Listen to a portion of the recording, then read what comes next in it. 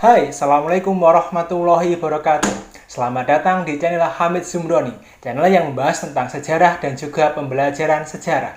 Tapi sebelumnya kita intro dulu ya.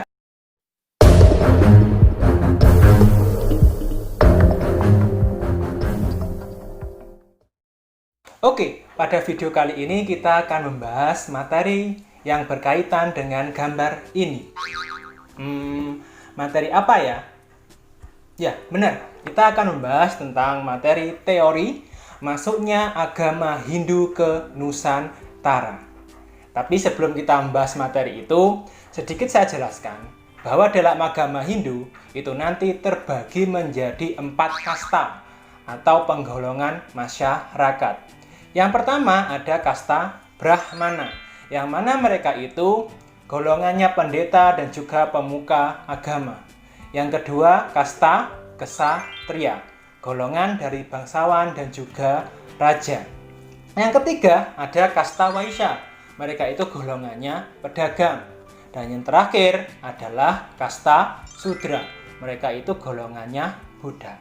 Nah, dari keempat kasta tersebut nanti berperan dalam penyebaran agama Hindu ke Nusantara. Yang mana penamaan teori masuknya agama Hindu ke Nusantara diambil dari penamaan 4 kasta tersebut. Oke, paham ya? Oke, yang pertama kita bahas adalah teori Brahmana. Teori ini mengatakan bahwa golongan Brahmana, golongan pendeta, golongan pemuka agama ini yang datang ke Nusantara atau ke Indonesia untuk menyebarkan agama Hindu. Teori ini dikemukakan oleh C.C. van Leeuwen. Kenapa kok C.C. van Leeuwen mengatakan hal itu? Alasannya apa coba? Alasannya karena hanya golongan Brahmana lah yang bisa menguasai atau yang menguasai membaca dan menulis kitab Weda. Itu pendapat atau ungkapan yang dikatakan oleh C.C. van Leeuwen. Tetapi teori ini memiliki kelemahan. Kelemahannya apa? Kelemahannya adalah golongan Brahmana ini dilarang atau tidak boleh meninggalkan tanah kelahirannya. Lantas bagaimana menyebarkan agama Hindu ke Nusantara? Nah, itulah kelemahannya. Oke, selanjutnya yang kedua. Nah, yang kedua ini adalah teori Ksatria.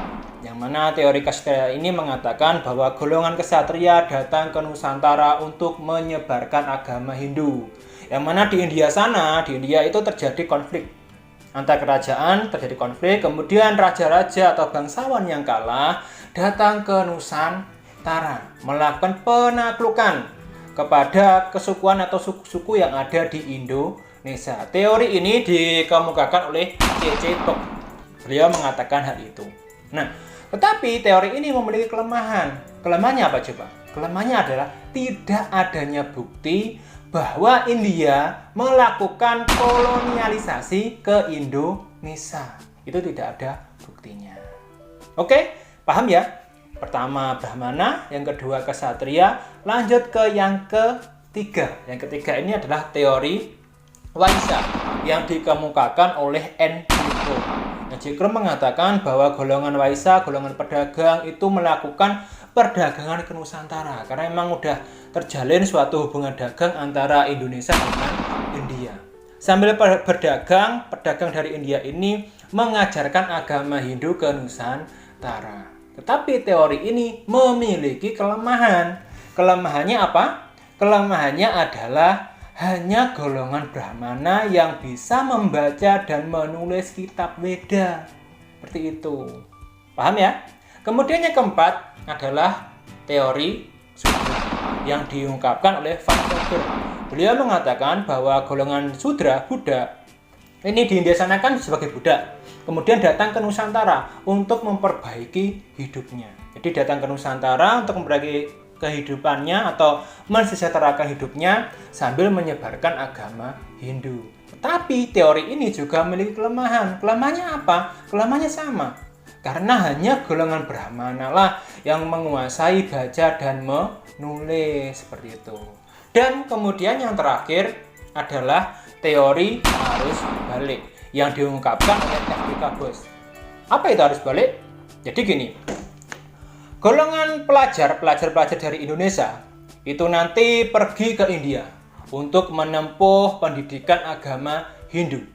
Setelah lulus dari pendidikannya di India, orang-orang Indonesia ini pulang lagi ke Indonesia dan menyampaikan atau menyebarkan agama Hindu.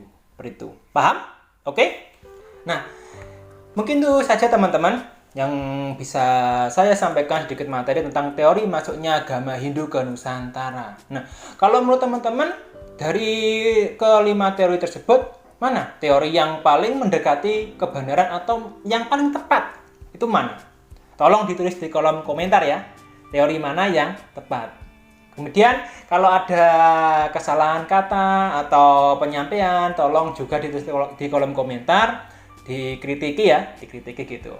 Jangan lupa like, komen, dan subscribe channel ini agar kalian tidak ketinggalan materi-materi pembelajaran sejarah. Oke, sekian dari saya. Apabila ada salah kata, saya mohon maaf. Akhirul kalam. Wassalamualaikum warahmatullahi wabarakatuh. Salam jas merah.